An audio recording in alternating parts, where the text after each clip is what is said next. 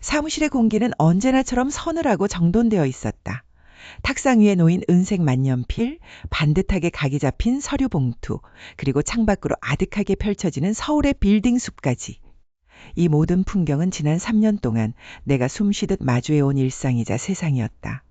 나는 서지우, 강준혁 대표의 전속 비서다. 사람들은 그를 향해 피도 눈물도 없는 비즈니스의 괴물이라 부르곤 했다. 회의실에서 마주하는 그는 단 한 번도 감정을 드러내는 법이 없었다. 날카로운 눈빛 하나로 수백억 원의 계약을 뒤흔들고 작은 실수조차 용납하지 않는 완벽주의자. 그의 차가운 목소리 한마디에 대기업 임원들조차 식은땀을 흘리며 고개를 숙이곤 했다. 하지만 그건 어디까지나 대표 강준혁의 가면일 뿐이었다. 적어도 내게는, 아니 내 앞에서만은 그는 완전히 다른 사람이었다. 서비서, 또 밥 안 먹었지? 문이 열리고 그가 들어섰을 때 나는 늘 그렇듯 태연하게 태블릿을 들고 일어섰다. 하지만 그의 손에 들린 종이 쇼핑백을 본 순간 내 심장은 미세하게 내려앉았다. 그 안에는 아직 온기가 남아있는 죽과 텀블러가 들어있었다. 어젯밤 늦게까지 해외 투자 보고서를 검토하느라 위장이 쓰리다고 혼자 읊조렸던 그 사소한 혼잣말을 그는 어떻게 기억하고 있었던 걸까? 대표님, 저는 괜찮습니다. 아직 처리해야 할 결제 서류는 달아나지 않아. 그리고 내 명령이야. 당장 먹어. 그의 목소리는 여전히 낮고 단호했지만 그 눈빛만큼은 묘하게 흔들리고 있었다. 내가 주저하며 자리에 서 있자 그는 직접 쇼핑백을 꺼내 내 책상 위에 올려놓았다. 그 과정에서 그의 손끝이 나의 손등에 스쳤다. 깜짝 놀라 흠칫하는 나를 향해 그는 아무 말 없이 옅은 미소를 지어 보였다. 그 미소는 너무나 다정해서 오히려 내 가슴 한구석을 아리게 만들었다. 3년이다. 그동안 그가 베푼 무심한 듯 다정한 배려들은 수없이 많았다. 야근하는 날이면 사옥 로비에 차를 대기시켜두고는 운전기사 편에 남몰래 핫팩을 들려보내거나 내가 알레르기가 있는 식재료를 회식 자리에서 자연스럽게 가려주던 일까지. 다른 사람들에게는 한없이 잔인할 정도로 철저한 그가 유독 내 앞에서는 이토록 완벽한 보호자가 되어주었다. 그것은 상사로서 부하 직원을 아끼는 차원을 넘어선 무언가였다. 어쩌면 집착에 가까울 만큼 나를 향해 있는 시선. 하지만 문득 그 다정함의 깊이를 들여다볼수록 두려움이 엄습해오곤 했다. 과연 이 모든 행동은 진심에서 우러나온 온기일까? 아니면 내가 온전히 그의 통제 안에 머물게 하기 위해 정교하게 만들어진 또 다른 형태의 구속일까? 차가운 얼굴 뒤에 숨겨진 그의 진짜 목적은 과연 무엇일까? 야근이 잦아질수록 사무실 안의 공기는 점점 더 무겁게 가라앉곤 했다.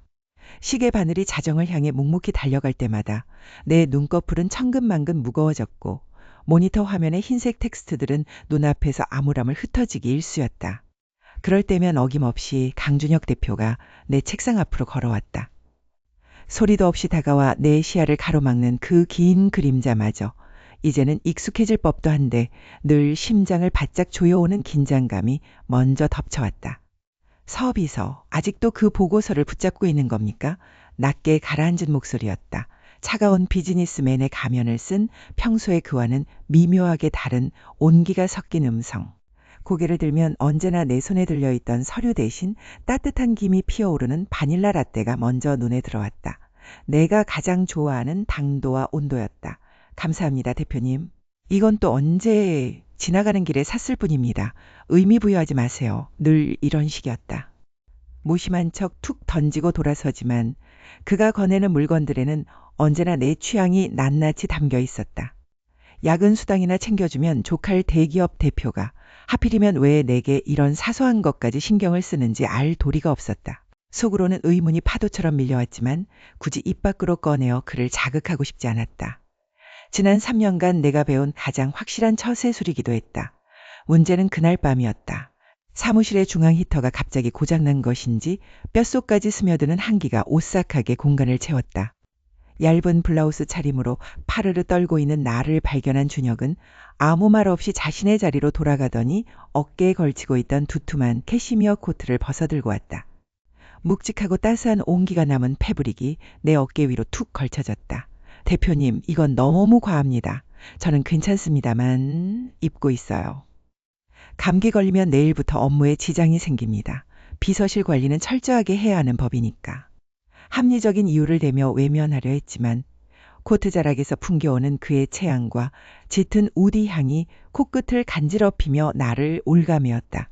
그 순간 나는 어쩌다 이 남자의 과도한 친절과 집착, 가까운 보살핌에 이렇게 익숙해져 버린 걸까 하는 서글픈 생각이 스쳤다. 유능하고 철저하게 일처리를 해낸다고 자부해온 나였지만 유독 이 남자 앞에서만은 방어벽이 속수무책으로 무너져 내리고 있었다. 따스한 코트에 몸을 묻은 채 나는 문득 용기를 냈다. 지난 3년간 단 한 번도 수면 위로 떠올리지 못했던 금기의 영역, 그의 사생활에 대한 호기심이 아슬아슬하게 목구멍까지 차올랐기 때문이다. 대표님은요, 그렇게 늘 남들 잘 챙겨주시면서 정작 본인의 이야기는 왜 한 번도 안 하십니까? 가족 이야기도 그렇고 회사 밖의 대표님에 대해서는 아는 게 하나도 없네요. 혹시 숨기고 싶으신 과거라도 있는 겁니까? 질문이 채 끝나기도 전에 강준혁의 얼굴에서 모든 온기가 순식간에 증발해버렸다. 방금 전까지 다정하게 라떼를 건네던 그 남자의 눈빛이었다고는 믿을 수 없을 만큼 눈동자가 매섭고 차갑게 얼어붙었다. 그는 순간적으로 숨을 멈추더니 나를 향했던 시선을 서늘하게 거두어들이며 창밖의 어두운 야경으로 던져버렸다.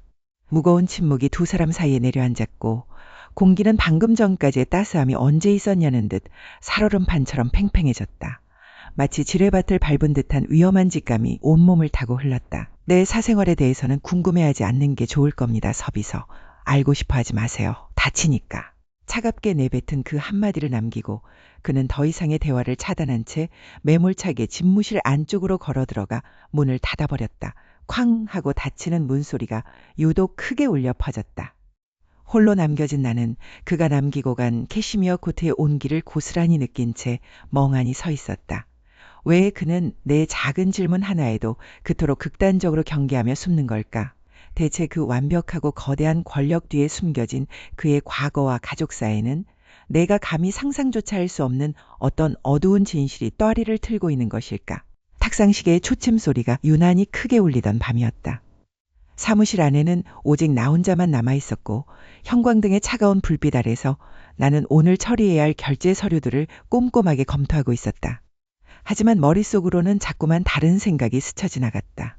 지난 3년 동안 강준혁 대표를 가까이서 보좌해 오면서 나는 그가 철저하고 냉정한 비즈니스맨이라는 사실을 누구보다 잘 알고 있었다. 그는 단 한 번도 공과 사를 혼동한 적이 없었고 감정에 휘둘려 업무에 차질을 빚는 일조차 없는 사람이었다.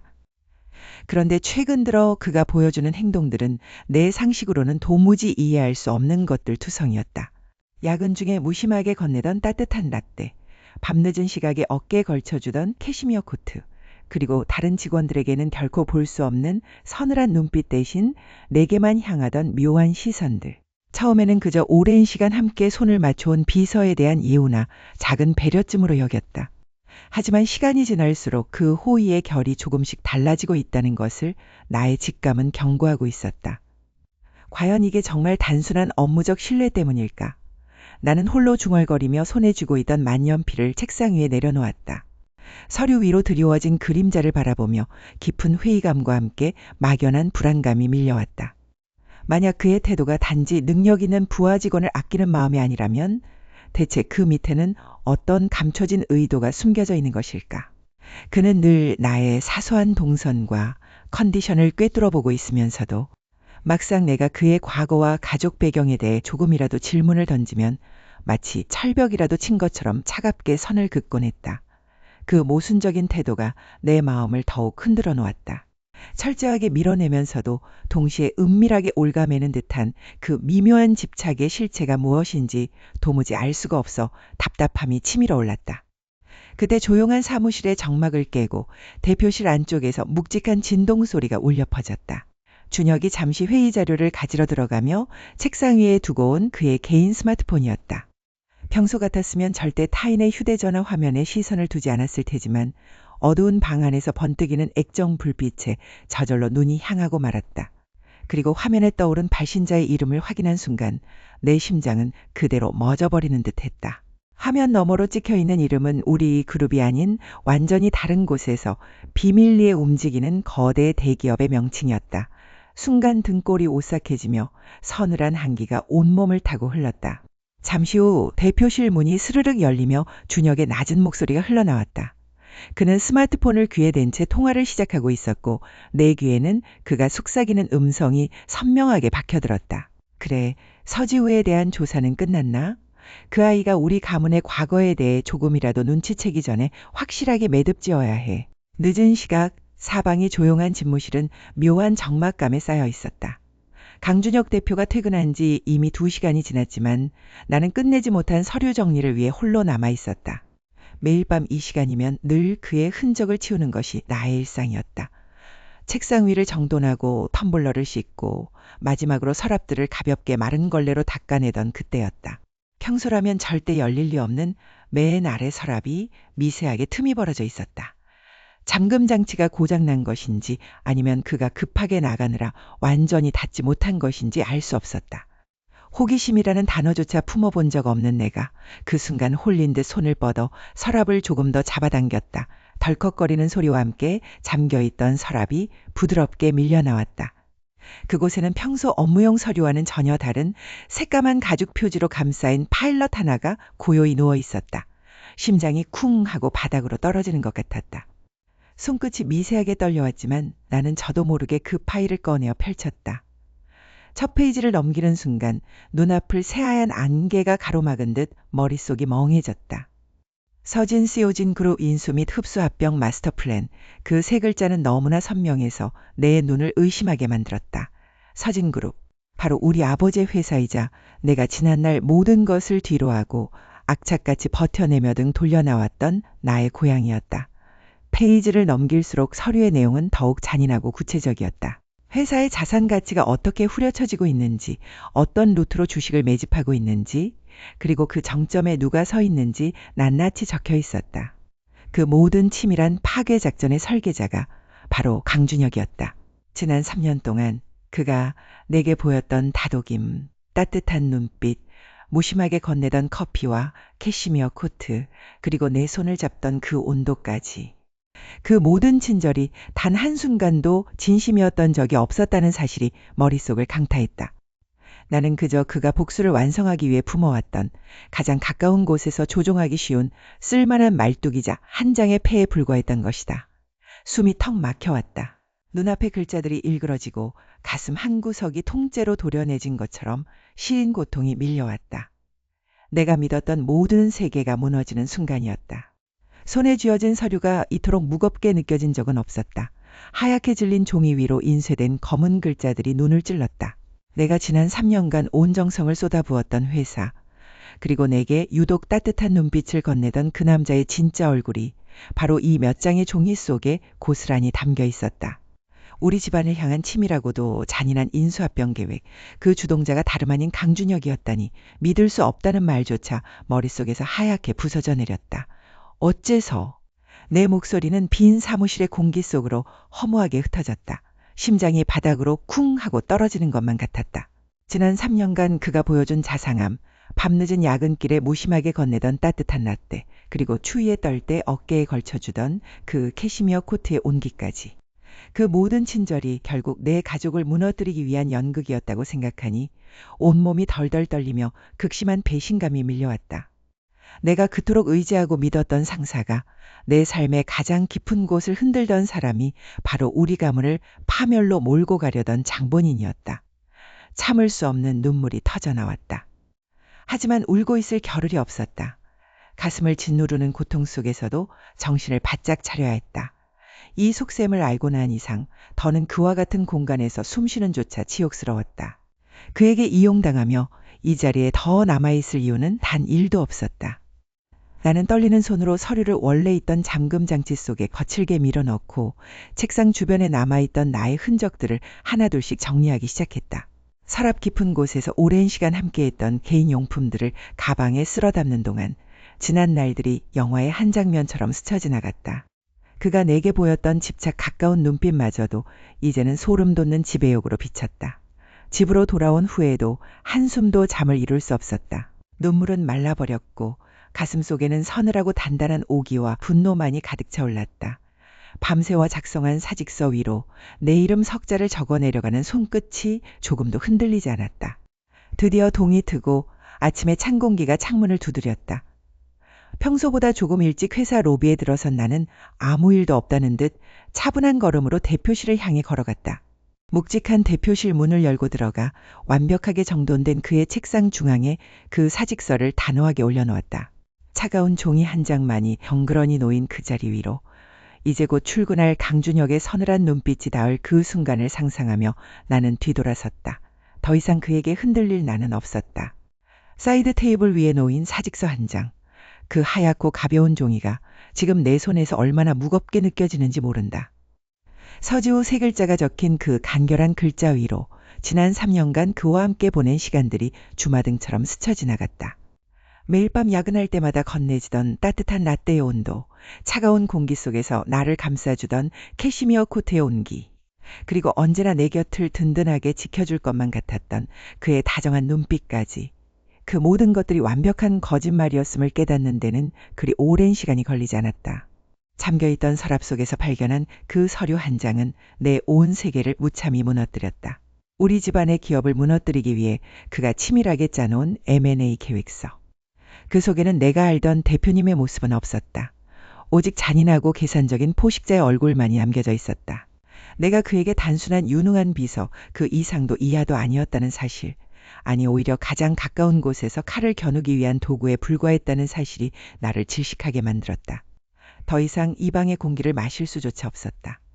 나는 배신감과 슬픔을 꾹꾹 눌러 담은 채 사직서를 책상 가장 눈에 띄는 곳에 올려두었다. 바로 그 순간 집무실 문이 열리는 소리가 들렸다. 그리고 들려온 거친 숨소리. 지우야. 강준혁 대표. 아니 그 남자의 얼굴이 이토록 창백하게 질린 것을 본 적이 없었다. 늘 철저하고 냉철하게 비즈니스 전장을 누비던 그였기에 지금 그의 흔들리는 동공과 파르르 떨리는 입술은 믿기 어려울 정도로 낯설었다. 그의 시선은 바닥도 내 얼굴도 아닌 책상 위에 놓인 사직서에 고정되어 있었다. 한참 동안 말을 잇지 못하던 그의 얼굴에 깨달음의 빛이 스쳤다. 자신이 숨기려 했던 모든 진실, 그 추악하고 잔인한 계획이 고스란히 나에게 들통났다는 사실을 비로소 직시한 것이다. 그 순간 그의 눈빛은 계획의 실패를 두려워하는 자의 것이 아니었다. 그것은 세상이 무너지는 것을 목격한 자의 처절한 공포였다. 그는 다급하게 내 쪽으로 몇 걸음 다가오려 했지만 마치 얼어붙은 것처럼 발이 떨어지지 않는 듯했다. 그의 숨소리가 점점 가빠졌다. 이게 뭐야 지우야. 사직서라니. 갑자기 이게 왜 여기에 있어? 그의 목소리가 미세하게 떨리고 있었다. 평소에 그 도도하고 오만한 카리스마는 온데간데 없고 오직 버림받은 아이와 같은 불안함만이 그를 감싸고 있었다. 내가 서류를 보았다는 사실을 그 역시 직감한 것이 분명했다. 하지만 그는 변명조차 제대로 하지 못한 채 그저 사직서와 나를 번갈아 바라보며 어쩔 줄 몰라 했다. 내가 그에게 얼마나 큰 의미였는지, 그리고 그의 그릇된 욕망이 얼마나 소중한 것을 부수고 말아 뒤늦게 깨달은 듯한 표정이었다. 가슴 한구석이 아리하게 저려왔지만 나는 이성의 끈을 놓지 않으려 부단히 애썼다. 동요하는 모습을 보여주기엔 내가 입은 상처가 너무나 깊었다. 나는 천천히 그리고 아주 차가운 눈빛으로 그를 응시했다. 더 이상 대표와 비서라는 관계로 그를 대할 수 없었다. 내 손에 쥐어진 것은 차가운 현실뿐이었으니까. 더 이상 여기에 남아있을 이유가 없습니다, 대표님. 그동안 주신 은혜는 이 사직서로 대신하겠습니다. 내 목소리는 떨리지 않았다. 오히려 그 어느 때보다 차갑고 단호했다. 내 말을 들은 그의 얼굴이 사정없이 일그러졌다. 그는 마치 심장을 움켜쥐듯 가슴 부근을 꽉 움켜쥐며 내 앞으로 성큼성큼 다가왔다. 두려움과 절망이 뒤섞인 그의 눈에서 뜨거운 감정이 끓어오르고 있었다. 내가 이 문을 나서는 순간 그와의 모든 인연이 완전히 끝난다는 것을 그 누구보다 그가 잘 알고 있었다. 내가 차갑게 고개를 돌려든 뒤로 문을 향해 발걸음을 옮기기 시작했을 때였다. 등 뒤에서 그의 찢어지는 듯한 목소리가 공간을 무겁게 내리눌렀다. 제발 가지마. 만약 내가 내 곁에서 떠난다면 나는 정말로 무너져 내릴 거야. 만약 네가 없다면 난 아무것도 아니야. 지우야, 부탁이야. 문이 쾅 소리를 내며 열렸을 때 나는 채정리하지 못한 사직서를 손에 쥔 채 굳어 있었다. 강준혁 대표의 얼굴은 파랗게 질려 있었고 그의 숨소리는 거칠었다. 늘 완벽하게 정돈되던 그의 넥타이는 흐트러져 있었고 그 눈동자는 평소의 냉철한 비즈니스맨의 것이 아니었다. 그것은 모든 것을 잃은 사람의 두려움과 집착이 뒤섞인 혼란 그 자체였다. 이게 뭐야, 서지우. 사직서라니? 당장 치워. 그가 낮게 으르렁거리며 내 앞으로 성성 걸어왔다. 그의 목소리에는 화가 아니라 미세한 떨림이 묻어 있었다. 하지만 내 안에서 치밀어 오르는 배신감은 그 떨림조차 가증스럽게 만들었다. 나는 사직서를 더 강하게 움켜쥐며 그를 똑바로 올려다보았다. 대표님? 아니, 강준혁 씨. 언제까지 이 가증스러운 연기를 계속할 작정이었나요? 제가 그 서류를 보기 전까지는요. 내 입에서 그의 이름이 거칠게 튀어나오자 준혁의 걸음이 뚝 멈췄다. 그는 내가 모든 것을 알게 되었다는 사실을 직시한 순간 얼굴의 피기가 완전히 가시는 것을 느낄 수 있었다. 하지만 그는 물러서지 않았다. 오히려 내게 더 가까이 다가와 내 손목을 꽉 움켜쥐었다. 그 손길은 아프지 않았지만 빠져나갈 수 없을 만큼 단단하고 절박했다. 지호야, 네가 본 건 전부가 아니야. 그건 단지 비즈니스일 뿐이야. 우리 집안과 너희 집안의 해묵은 갈등을 끝내기 위한 어쩔 수 없는 선택이었다고. 비즈니스? 우리 가족의 평생이 걸린 일이고. 우리 아버지가 일궈온 회사가 당신 손에 무너질 판인데 그게 단지 비즈니스라고요? 나를 옆에 두고 조롱하고 있었던 거잖아. 내가 당신 밑에서 충성을 다하는 걸 보면서 웃고 있었겠지. 눈물이 터져 나올 것 같았지만 나는 이를 악물고 참아냈다. 이 남자의 앞에서 나약한 모습을 보이고 싶지 않았다. 하지만 내 가슴은 찢어질 듯 아팠다. 지난 3년간 그가 건네준 따뜻한 커피, 지친 나를 다독이던 목소리. 그 모든 것들이 결국은 내 가문을 무너뜨리기 위한 치밀한 연극의 소품에 불과했다는 사실이 나를 잔인하게 난도질하고 있었다. 그 순간 집무실의 문이 다시 한번 거칠게 열렸다. 들이닥친 것은 우리 회사의 주요 이사진들과 나의 삼촌이었다. 이미 상황은 사내 전체로 퍼져나가고 있었다. 집안의 어른들이 보낸 감시의 눈길과 주주들의 압박이 이 꼭대기 층까지 밀려들어온 것이다. 강 대표, 이게 무슨 짓인가? 우리 집안을 집어삼키려고 내 조카를 비서로 심어둔 건가? 삼촌의 고성이 사무실을 가득 채웠다. 이사진들은 차가운 눈빛으로 준혁과 나를 번갈아 바라보았다. 회사의 권력 다툼과 가문의 이익에 얽히고 설킨 거대한 소용돌이가 우리 두 사람의 숨통을 조여오기 시작했다. 이것은 단순한 개인의 배신을 넘어선 두 거대 세력 간의 피비린내 나는 전쟁의 서막이었다. 준혁은 이사진들의 서슬퍼런 시선 속에서도 나에게서 시선을 떼지 않았다. 그의 눈빛은 주변의 압박 따위는 안중에도 없다는 듯 오직 나만을 향해 있었다. 주위의 고성과 웅성거림이 멀게만 느껴지는 그 팽팽한 침묵 속에서 그는 천천히 입을 열었다. 목소리는 낮았지만 사무실 안의 모든 공기를 압도할 만큼 무거웠다. 지우야, 나를 믿어. 내가 지킬 거야. 그게 무엇이든 심지어 내 모든 것을 부서뜨려야 한다 해도 너를 택할 수 있어. 그의 말에 나는 숨을 멈추었다. 냉혹하기로 소문난 강준혁이 자신의 전부를 걸겠다고 말하고 있었다. 과연 그의 이 눈빛은 진심일까? 아니면 이 위기를 모면하기 위한 또 다른 잔인한 거짓말일까? 수십 년간 얽힌 가문의 업보와 냉혹한 현실 속에서 그는 정말로 그 모든 계획을 포기하고 나를 선택할 수 있을 것인가? 사무실 안의 공기는 흡사 물먹은 솜처럼 무겁고 축축했다. 탁상 위에는 집안에서 보낸 압박스러운 서류들과 강준혁 대표가 남긴 부하 직원들의 연락처가 어지러이 널브러져 있었다. 부모님은 내게 이번 주주총회에서 반드시 그 남자의 약점을 쥐고 흔들어야 한다고 윽박질렀고 내 지난날의 노력과 헌신은 그 거대한 가문의 이익을 위한 잠긴말에 불과하다는 사실이 날카로운 비수처럼 가슴을 후벼 팠다. 서지우 씨, 정말 이대로 끝낼 겁니까? 아직도 귓가에 맴도는 강준혁의 그 떨리던 목소리가 머릿속을 떠나지 않았다. 냉혹한 비즈니스맨의 가면을 벗어던지고 오직 나 하나만을 향해 매달리던 그의 눈빛. 그 속에는 거짓과 진심이 기묘하게 얽혀 있었다. 나를 무너뜨리려던 치밀한 음모의 주역이면서도 동시에 내 작은 한숨소리 하나에도 무너져 내리던 위태로운 남자. 그 모순덩어리 같은 감정을 내가 과연 용서할 수 있을까? 아니, 용서라는 이름으로 포장된 또 다른 종속을 받아들여야 하는 걸까? 가슴 한구석이 통째로 오려 들어앉은 듯 숨이 턱 막혀왔다. 창밖으로는 비가 내리기 시작했고 어두운 유리창에 비친 내 얼굴은 지칠 대로 지쳐 있었다. 지난 3년간 그와 함께 보낸 수많은 밤과 새벽, 커피향, 그리고 나를 감싸 안던 그 온기들이 주마등처럼 스쳐 지나갔다. 하지만 그 모든 따뜻함의 밑바닥에는 결국 차가운 계산과 배신이 도사리고 있었다는 현실이 나를 잔인하게 일깨웠다. 더 이상 도망칠 곳은 없었다. 집안의 강요와 그 남자의 집착 사이에서 나는 이제 완전히 혼자서 선택을 내려야만 했다. 그 누구의 손도 잡지 않고 오직 내 의지로 이 파국을 매듭짓는 것. 그것만이 이 지옥 같은 감정의 소용돌이에서 벗어나는 유일한 길이었다. 시계바늘이 정오를 향해 맹렬하게 달려가고 있었다. 오늘은 두 거대 기업의 운명이 갈라지는 임시 주주총회가 열리는 날이다. 거울 앞에 서서 구겨진 정장 재킷을 단정하게 여민 후 나는 천천히 회전문 향해 걸음을 옮겼다. 숨이 멎을 듯한 긴장감 속에서 문이 열리고 그곳엔 이미 차가운 표정으로 나를 기다리고 있는 강준혁과 가족들의 서슬퍼런 시선이 교차하고 있었다. 사무실 안에는 오래된 타자기 소리 대신 두 사람의 엇갈리는 숨소리만이 무겁게 내려앉아 있었다. 창밖으로 흩날리는 빗방울이 유리창을 두드리며 스산한 분위기를 더해갔다. 나는 강준혁 대표, 아니 이제는 그저 한 명의 흔들리는 남자일 뿐인 그를 조용히 응시했다. 정말 끝까지 이렇게 해야만 했나요? 내 목소리는 떨리고 있었지만 이전처럼 겁에 질려 있지는 않았다. 지난 몇 주간 겪어낸 폭풍 같은 시간들은 나를 단단하게 만들면서도 동시에 마음의 가장 여린 곳을 깊게 베어놓았다. 준혁은 차가운 표정의 가면을 완전히 벗어던진 지 오래였다.